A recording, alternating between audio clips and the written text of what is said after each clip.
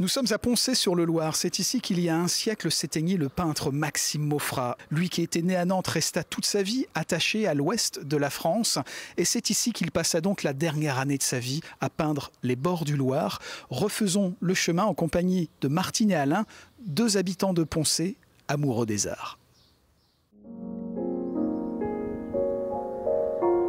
Poncé-sur-le-Loir, à la frontière de la Sarthe et du Loir-et-Cher. Son château, son église du XIIe, ses ruelles paisibles et sa rivière presque secrète. C'est ici que le peintre nantais Maxime Maufra a vécu la dernière année de sa vie il y a tout juste 100 ans. Homme d'affaires avant de devenir artiste à plein temps à l'âge de 29 ans, Maxime Maufra partagea l'aventure de l'impressionnisme. Le marchand d'art qui le connaissait bien et qui était Paul Durand-Ruel le présentait dans les salons, et à côté de Maxime Maufra on trouvait Pissarro, on trouvait Sisley, il côtoyait les très grands de l'époque. Attiré par l'eau et ses reflets, amoureux des terroirs, et particulièrement ceux de l'ouest de la France, il fut également un des acteurs de l'école de Pont-Aven. Flirtant parfois avec l'abstraction, la vigueur de son art aujourd'hui méconnu fut pourtant saluée en son temps. On voit sur ce tableau-là la nervosité des coups de peinture, comme si c'était des coups violents comme ça, et comme s'il voulait vraiment imprégner la force qu'il avait en lui.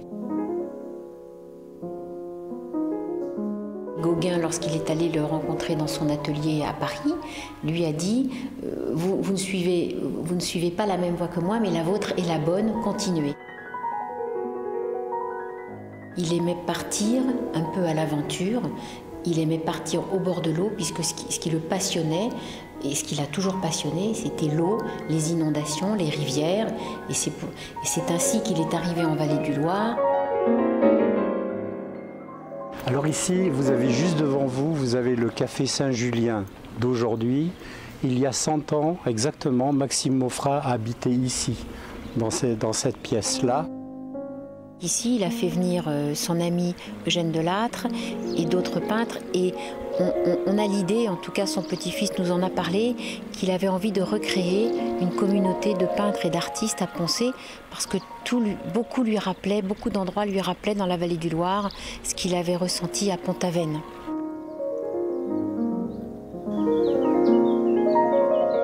On l'imagine, il est arrivé avec son chevalet sur l'épaule, le petit garçon qui l'accompagnait et qui tenait tous ses accessoires de peinture, et il s'installe et il fait sa peinture, tranquille.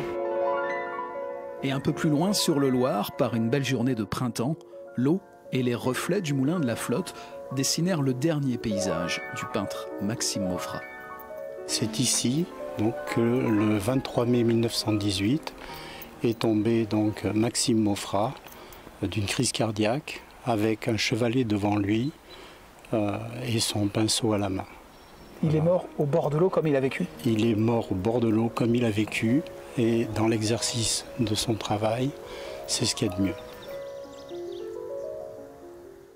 Le peintre Maxime Maufra s'est éteint ici à Poncé il y a un siècle, mais l'art continue de vivre ici dans ce village d'artisans. Derrière moi, le château de Poncé qui est habité par le peintre Guy de Malherbe, qui chaque année, chaque été accueille ici des expositions.